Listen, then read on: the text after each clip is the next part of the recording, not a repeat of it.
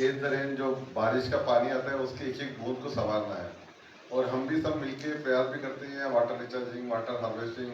मुझे ध्यान है आज़ादी के जब 75 वर्ष हुए थे तब माननीय प्रधानमंत्री जी ने कहा था कि आप इसका ये काम ऐसा करें जो हमेशा के लिए याद रहे। तो हमने इंदौर में जिला प्रशासन और सभी ग्रामीण वालों से मिलकर अमृत सरोवर बनाए थे। और उस समय 75 अमृत सरोवर वो थे जो वाटर बॉडी या तो विलुप्त हो गई थी या पानी इकट्ठा नहीं होता था, उसको रीस्टोर करना।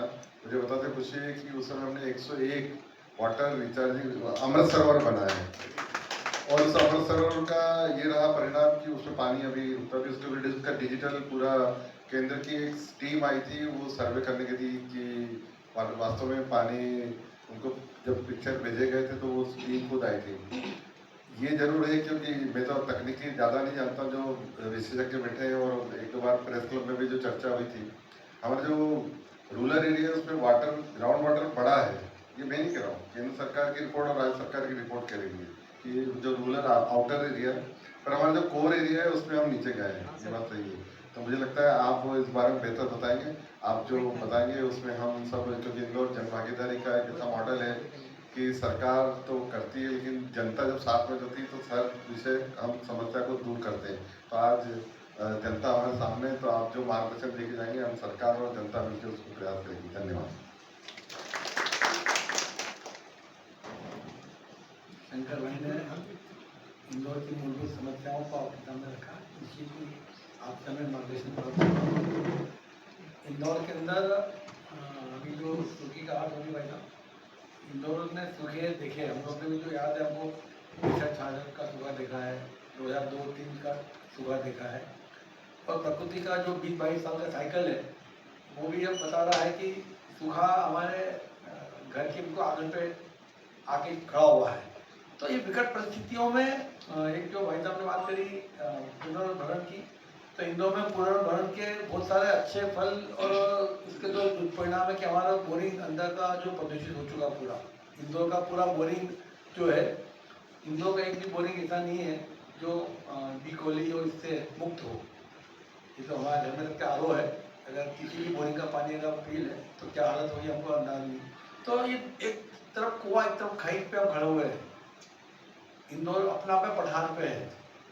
तो वैसे भी है ना, दोनों तो खाई हमारे, तो इधर मालवा तरफ जाओ तो ढलान है, इधर मुंबई तरफ जाओ तो ढलान है। तो इनमें से कैसे रास्ता निकाले हैं, और ओपी जोशी जी ने बहुत सारे मुद्दे रखे हैं, इन सब पे हमारा मार्गदर्शन करने के लिए मैं आमंत्रित करता हूँ माननीय अनिल भाई को कि वो आए और हमें मार्गदर्शन दें।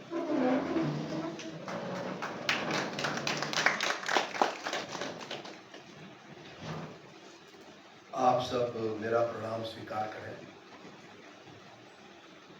मेरे लिए इंदौर आना घर आने की तरह रहता है। मैं आपको सच बता रहा हूँ, जैसे ही मुझे एक इनवाइट मिला आईआईटी इंदौर से, तो मेरे दिमाग में आईआईटी बात चला गया था। मुझे मन था कि मैं इंदौर के लोगों के बीच में जाऊँगा। और सच बात तो ये है कि मैंने अपना स्वीकार्य पत्र उनको बाद में भेजा, सिद्धार्थ को पहले बताया कि मैं इंदौर आ रहा हूँ।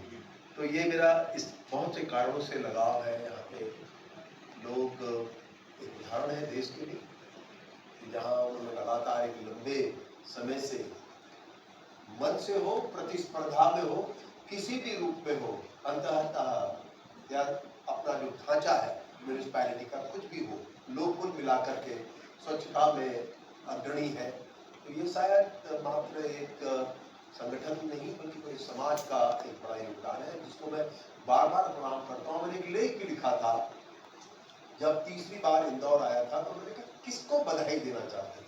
हर व्यक्ति इंदौर का अपने आप में इसके लिए उसके लिए वो इस श्रेय का हकदार है, क्योंकि शायद आप अक्सर हम ये कहते पाए जाते हैं कि हम सरकार को अलग रखते हैं और समाज को अलग। मुझे लगता नहीं है कि इसे सोचना चाहिए।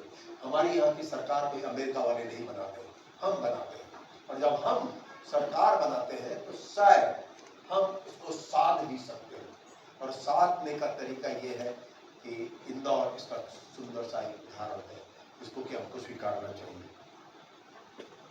देखिए, आज बात मात्र इंदौर के लिए, मैं कुछ समय पहले मैं पूना में था और नितिन गडकरी जी एक पानी के ऊपर बड़ा भारी कार्य करते थे, सिद्धार्थ भी थे, वो हम सब लोग थे। तो वहाँ के लोग कह रहे थे कि पानी गिरने की संख्या कम हो गई, जितना पानी पड़ता था अब बहुत कम हो चुका है। और देश के क्योंकि अन्य तमाम तरह के स्थानों में जाने का मौका मिला है, और ये कहानी मालवा की नहीं, इंदौर की नहीं, पूरे देश की कहानी है। और फिर आश्चर्य भी किस बात का करना, अपने ही देश की कहानी ही पूरी दुनिया की कहानी है। अब के बाद फ्रांस में क्या हुआ, देखिए भगवान की कृपा है, हम ट्रॉपिकल कंट्री में रहते हैं।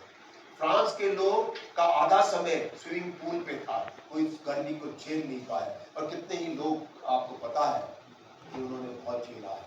हीट वेव्स चली है, वो देश और दुनिया जहां आप और मैं और हमारी आने वाली पीढ़ी भी हो, या जो भी जिसको मौका मिला अगर उसे कहा जाए कहाँ घूमने जाना चाहते हो, स्विट्जरलैंड, फ्रांस, जर्मनी, अमेरिका, ये देश है।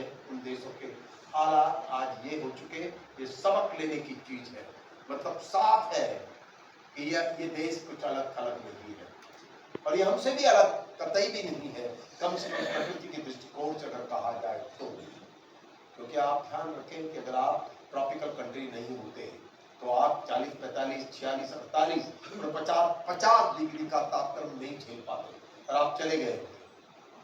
आपको मैं बता दूं, विकास की परिभाषा इसको ऐसे भी समझ लीजिए कि दुनिया में सबसे ज्यादा अगर देश कोई जाना जाता है वो अमेरिका, और दूसरा एग्रेसिव इकोनॉमी के लिए जाना जाता है तो वो चाइना है, और तीसरा भारत जो अग्रणी हो रहा है।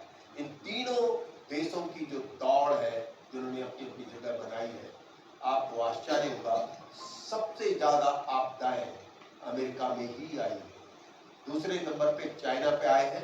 प्रभु कृपा है हम तीसरे नंबर में है दुनिया में। प्रभु कृपा कब हुआ? क्योंकि हम अग्रेसिव इकोनॉमी की तरफ जा रहे हैं, और कहीं पे कुछ आप जैसे लोग साध के रखते हैं चीजों को, लेकिन हमें कुछ कहानियां समझनी होगी। अगर आप उत्तर चाहते हैं तो फिर आप मात्र अपने को एक अलग नहीं कर सकते, क्योंकि देखिए एक बात का ध्यान रखिए, वो अमेरिका हो, ये चाइना हो, तीसरा अफ्रीका हो, फ्रांस हो, जर्मनी हो, और आप चाहे सिख हो, चाहे मुसलमान हो, चाहे हिंदू हो, जैन हो, क्रिश्चियन हो, आप कुछ भी हो, कैसे भी हो, देश के प्रधानमंत्री हो, राष्ट्रपति हो, सांसद हो, आम व्यक्ति हो, गरीब गांव हो, वो अलग अलग हो सकते हैं, लेकिन प्रकृति एक ही है, सबका एक ही है। और इसलिए मैं अक्सर सोचता और कहता भी हूं, बोलता भी हूं, बैटिंग भी करता हूं, आप अपने अपने तरीके से अपने धर्म को पूजिए, लेकिन आपको पता होना चाहिए कि सबसे पहला और सबसे बड़ा धर्म प्रकृति है। कौन है, कौन सा धर्म है जिसे हवा, मिट्टी, पानी नहीं चाहिए? कौन है? क्या एक जैनिस्ट को नहीं चाहिए? क्या एक मुसलमान को पानी नहीं चाहिए, हवा नहीं चाहिए? जब प्रकृति ने तय कर रखा है तो आप बटे बटाए जो भी आप सोच सकते हैं, लेकिन प्रकृति को तो स्वीकार कर लीजिए, वो सबके लिए एक है, वो अलग नहीं है। आप अमेरिकन हो सकते हैं, आप कुछ भी हो सकते हैं, और यही कारण है जिसे हम स्वर्ग मानते थे वो नर्क बनने लगे यूरोप। तो इसलिए हमें अपनी परिभाषाओं को इसलिए साधना चाहिए कि आइए चल लेते हैं जरा पीछे। 70,000 साल पहले हम जानवरों में से एक थे, वी वर एनिमल, और उससे भी पहले चले जाए 20 लाख साल पहले तो एक स्पीशीज सभी जानवरों के बीच में पैदा हुई थी, उसका नाम था होमियो हेबिलिस। फिर एग्रोस्टिस आए, इरेक्टस आए, मतलब हमारी प्रजाति थी, हमारे हम ही थे ये जो अंततः होमो सैपियंस बने। 70,000 साल पहले होमो सैपियंस धीरे धीरे सभी से अलग होने लगे, ईस्ट अफ्रीका से चले थे, और फिर यूरोप पहुंचे, एशिया पहुंचे, फिर यूरोप पहुंचे, और सबसे आखिरी में जिस अमेरिका को कहते हैं आप नंबर 1 है, ये प्रजाति सबसे आखिरी में अमेरिका गई। जानते हैं क्या हुआ? इस प्रजाति का एक ही बड़ा गुण था, इसने अपने दिमाग पर जोर लगाया, और इसे पता था मैं दिमाग का प्रयोग करूंगा तो मैं सबको साथ दूंगा, और होमो सैपियंस ने यही किया, लेकिन उसने एक और गलत काम किया। तो 10,000 साल पहले खेती बाड़ी शुरू हुई। हम फोरेजर थे, पहले जंगलों में भटकते थे। आप जानते हैं अपना सबका इतिहास कि हम जंगलों में भटकते थे, अनाज ये तोड़ा वो तोड़ा, उसको खाते थे। लेकिन हमने सोचा हमें तो कहीं अपना परिचय देना है कि हम होमो सैपियंस हैं। आपको आश्चर्य होगा कि हमारे पे इतना दिमाग है, हमारी पूरी ऊर्जा का 25% हमारा दिमाग खाता है, और अन्य जानवरों में 2 से 4% है, क्योंकि वे दिमाग नहीं लगाते। और उन्हें दिमाग नहीं लगाते तो वो अपना इमीडिएट आवाज को सुनिश्चित कर लेते हैं। होमो सैपियंस ने, हमारी प्रजाति ने क्या किया? हमने सबसे पहले खेती बाड़ी शुरू की, और ये सबसे बड़ा फ्रॉड शुरू किया हमने, खेती बाड़ी। आप देखिए, मैं इसको फ्रॉड कहता हूं। ट्रैक में आ गए, फंसे हैं हम एग्रीकल्चर में। आपको लगता है आप गेहूं पैदा करते हैं, आप चावल पैदा करते हैं, नहीं, आप उसके ट्रैप में आ गए हो। अपने पेट के लिए, अपने व्यवसाय के लिए उसके ट्रैप में आ गए। जंगल काटे, जंगल के आड़े जब जानवर आए तो उन्हें भी मारा। सीरियल किलर हो गए हमने एक एक करके सबको खत्म कर दिया।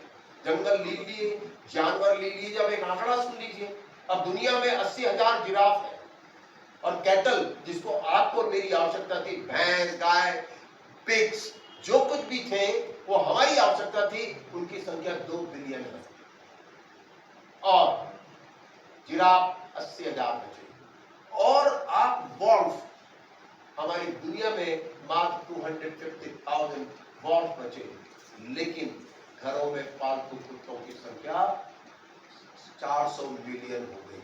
क्योंकि हमें पालने थे, रक्षा के लिए चाहिए था, कभी खूबसूरती के लिए, कभी बिस्तर में बैठाने के लिए, हमने कुत्ते पालने शुरू कर दिए, बाकियों को उड़ा दिया। चिंपैंजी, जो हमारे तथाकथित पूर्वज है, वो भी करीब 200,000 बचे दिया करते हैं, और आदमियों की संख्या कितनी हो गई? 1 बिलियन। आपने कोई न्याय किया है? आप कैसे अपने आप को अलग मान लेते हैं उस प्रजाति से? क्योंकि आप और मैं, हम सब एक है। क्या सरकार, क्या गैर सरकार, ये प्रजाति ने सबसे बड़ा आतंक फैलाया, और प्रकृति की तो अनुमति नहीं थी कि आप ऐसा करिए। आपको आपके किसी भी हिस्से ने अनुमति दे दी होगी कि आप करिए, लेकिन आज अगर आप मालवा हो, पूना हो, हिमालय हो, कहीं पे भी अगर कुछ हम अनियंत्रित पाते हैं, मौसम है आपके कंट्रोल में, अब आपको पता ही नहीं कि आप किस मौसम में जीते हैं। फरवरी में इतना गर्म हो चुका था हिमालय और देश भी, यहां में लगता था मई जून का महीना आ गया, और उससे पहले के साल मई जून के महीने में गर्मी नहीं पड़ी। अक्टूबर नवंबर तक आपको लगता ही नहीं कि जाड़ा आने वाला है। हमने सब बिखेर दिया। कौन है आप और मैं? हम ही हैं इसके दोषी।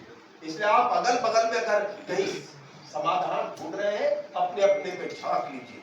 अपने अपने, एक बड़ी बैठक थी, बड़ा विरोध हो रहा था किसी बड़े कार्य के ऊपर कि इससे ये हो जाएगा, इससे ये हो जाएगा।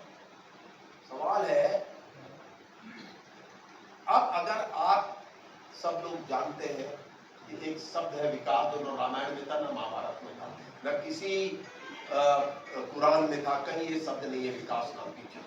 अब एक चीज अवश्य है जिसका नाम कहते हैं प्रॉस्पेरिटी, समृद्धि होनी चाहिए। हर एक किताब में लिखा होगा समृद्धि, लेकिन विकास। चलिए, हमने विकास की दौड़ लगाई, क्यों लगाई? किसी भी सरकार को जब आप कहते हो कि उसने विकास किया, उसने कुछ विकास नहीं किया, तो सरकार क्या करेगी? विकास विकास विकास करेगी भाई। अगर आप जिस दिन साथ देंगे हमें हवा, मिट्टी, जंगल, पानी चाहिए, तो वही होगा जो आप चाहते हैं। कि उस समय नहीं आता हमारे ख्याल में सब बातें। हम किसी अन्य कोने में बैठ के खुद को कोसते हैं, सरकार को कोसते हैं, और जीवन को आगे निकाल लेते हैं। मेरा तात्पर्य कहने का ये है कि जो आप चाहेंगे वही होगा, और वो होता है। शक्ति होती है, संगे शक्ति कलियुगे, ये तो आप जानते हैं। अब आप दुनिया का एक और नजरिया देख लीजिए जो मैं आपको बता रहा हूं।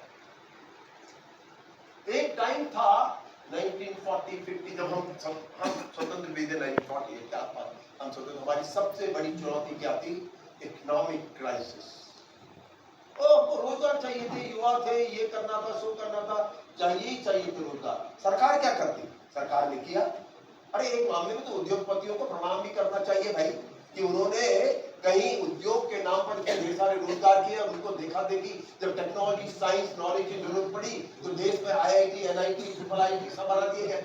क्या आवश्यकता है? विज्ञान की आवश्यकता है। विज्ञान एक तरफा हो गया। विज्ञान ने एक ही बात सोची और विज्ञान ने ये सोचा कि इन तमाम समस्याओं का समाधान, पानी खत्म हुआ तो वाटर बॉटल का बिजनेस आ गया, विज्ञान की देन थी। प्यूरिफायर आ गया, उसकी देन थी। आपने हवा खराब की तो एयर प्यूरिफायर आ गया, विज्ञान की देन थी। सब विज्ञान भी उसी दिशा में चल पड़ा जो कि समाधान जिसका शब्द है और उसका वैज्ञानिक समाधान निकला।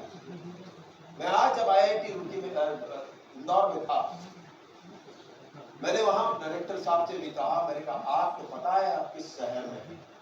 जो देश जिस शहर को जानता है।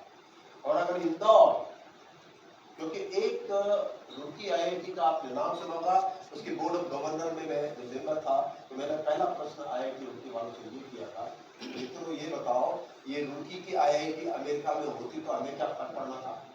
वही होती भाई।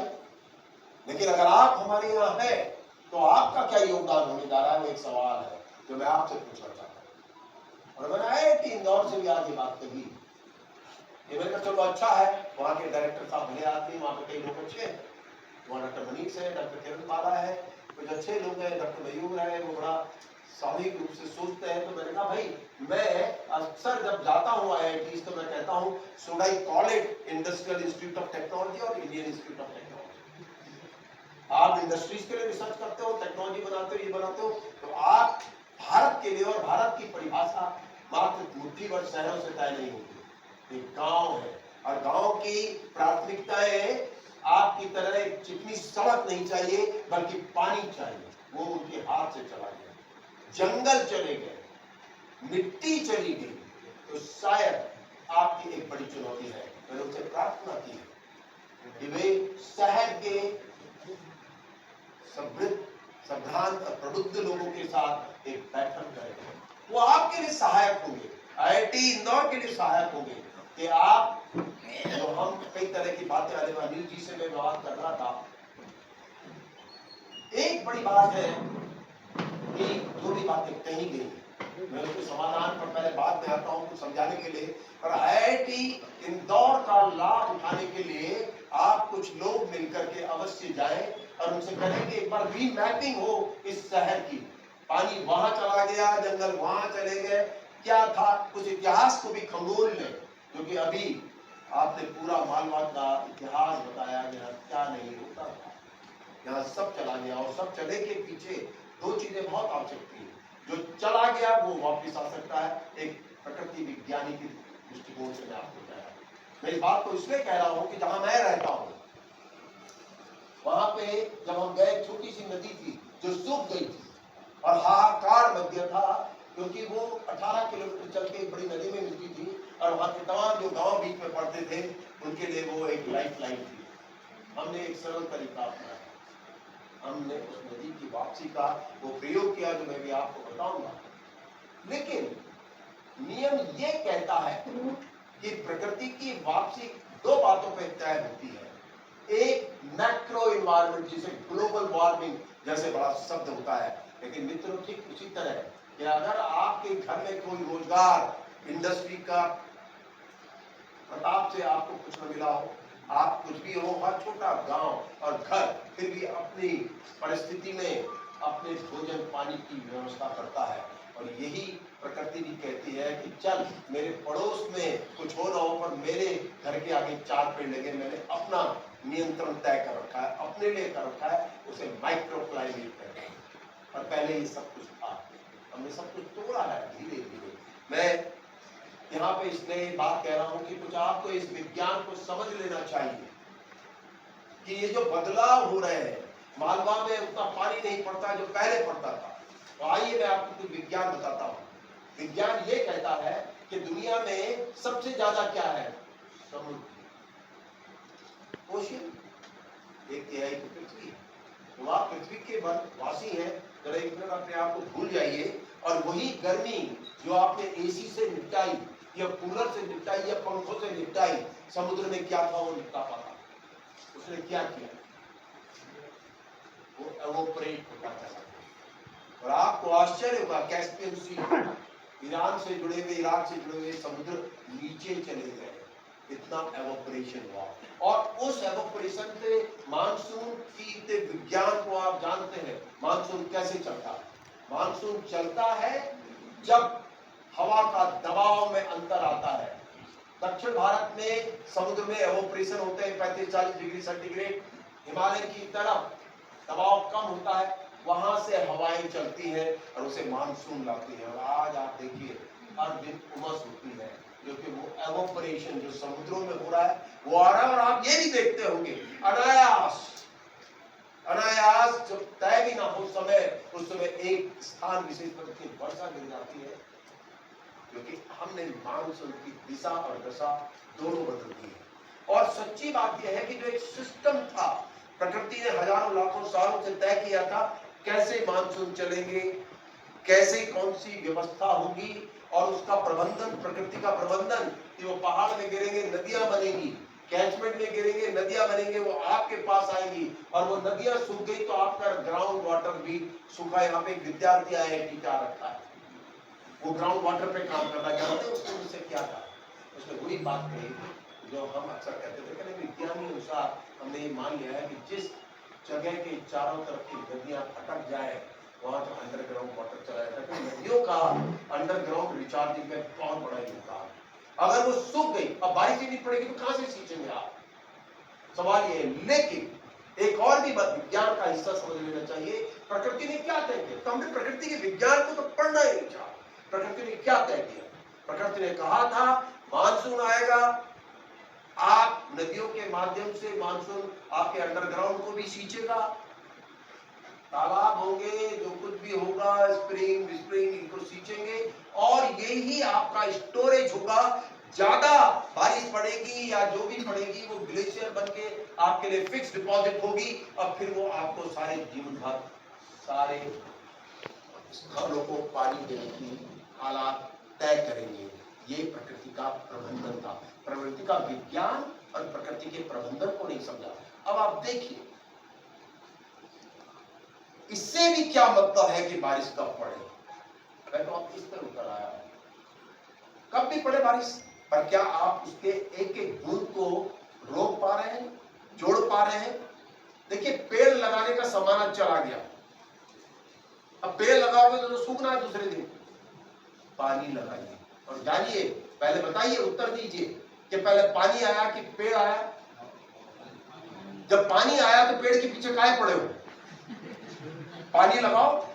और मैं जहां रहता हूं, जब हमारी नदी सूख गई, हमारे लिए चिंता थी, मैं बसाई वहां था, हमारा आश्रमनुमा जीवन। जब हमारी नदी सूख गई तो हमारी चिंता ये थी कि इसको पानी कैसे लाया जाए। सरकार पे दबाव तो बना ही सकते हैं, समुद्र ठीक ठाक रहते हैं, डरा कुछ वो डरते हैं, कुछ मानते हैं, सरकार वो पानी ला सकते थे पाइप के द्वारा। ये तो कोई उत्तर नहीं होगा। सवाल कल मेरी आत्मा ही मुझसे पूछेगी, बाकियों के सवालों की चिंता तो नहीं है, क्योंकि सर्वाइवल का है। हमने क्या किया? हमने प्रकृति के विज्ञान की समझ बनाई, मन में तय किया यार पहले तो पानी आया था, जंगल कट गए थे उस 44 हेक्टर के पूरे, क्योंकि जो पानी गिरता था वो 44 हेक्टर में कहीं गिरता था, वो तुरंत बाढ़ बन जाता था, वो चला जाता था, जो नदी को सींचने का काम था वो खत्म हो गया। हमने एक बड़ा सरल तरीका अपनाया, 2008-9 की बात है, उसके बाद तो देश भर में ये चल रहा है। हमने क्या किया? हमने 1 हेक्टेयर में 300 वाटर होल बना दिए, 1 क्यूबिक मीटर का। एक 10 बाई 10 मीटर स्क्वायर में 1 क्यूबिक मीटर का हमने वो बना दिया। जो भी बूंद गिरे, जहां भी गिरे, खड़ाक से गड्ढे के अंदर। और आपको आश्चर्य होगा कि दूसरे साल ही पानी नदी में बढ़ गया और आज वो एक सुंदर नदी है। और उससे भी बड़ा आश्चर्य, पानी ही सिखाता है, आपको भी पानी सिखाता है। जब आप बीमार पड़ते हैं और डिहाइड्रेशन हो जाए, बेचैनी होती है, तो लगाता है ना वो ग्लूकोज का, क्या कहते हैं उसको, वो भी लगा देता है। तो भाई पानी जब आता है तो सब कुछ आता है, ये हमने सीखा। जब हमारा पानी आ गया, अब निमंत्रण दे रहा हूं मैं आप सबको, जब हमारा पानी आया, हमें भी नहीं पता था कि जब पानी आया, जो मैं लंबा भाषण अभी दे रहा हूं बड़े जोश खरोश से, क्योंकि प्रमाणित है, जब पानी आया, हमारा पानी भी आ गया। पानी आया तो मुझे बड़ा आश्चर्य हुआ धीरे धीरे उस जगह में कहां पर में कौन होते हैं पेड़ लगाने वाले? इससे पहले वनों को कौन लाया था? आप में प्रकृति ने तय किए थे किस स्थान विशेष में कौन सा पेड़ होना चाहिए। अब हम बन गए फॉरेस्ट डिपार्टमेंट, फॉरेस्ट मैनेजमेंट और फॉरेस्ट पता नहीं क्या क्या आए, कितने कितने तो इंस्टीट्यूट बने हुए FRI। प्रकृति ने ही वनों को तय किया किस स्थान पर क्या आना चाहिए। और आपको आश्चर्य होगा वहां अपने आप वन आने शुरू हुए और वहां पे 5 साल का फॉरेस्ट और फॉरेस्ट डिपार्टमेंट क्लेम करता है क्योंकि उन्हीं को मोटिवेट किया था गड्ढे खोदने के लिए क्योंकि उनकी जमीन थी। फिर उसके बाद अपने आप वहां पे जंगल पनपने लगा। 12 साल, आज करीब 14 साल हो गए। आप वहां के वनों को देखिए, हमने कुछ नहीं लगाया, अपने आप आएगा क्योंकि प्रकृति ने यही तय कर रखा है। आप और मैं जहां जहां हमारे पहाड़ में कहते हैं फुंदिया नाथ, आता जाता कुछ नहीं है, अब बिल्कुल कहेंगे अपने आप को लीडर, हम फुंदिया नाथ बेकार के बने। जंगल अपने आप आए और छोटी छोटी प्रजातियां पहले आई और उनको देख के खरगोश आ गया और पुपाइन आ गया, उसके बाद हिरन आ गए, उसके बाद लेपर्ड भी आ गया और ये सब कुर्बा वहां इकट्ठा हो गया। 6 बजे के बाद हम भी नहीं निकलते वहां क्योंकि हमारे चारों तरफ जंगल है और हम वहां बीच में हैं।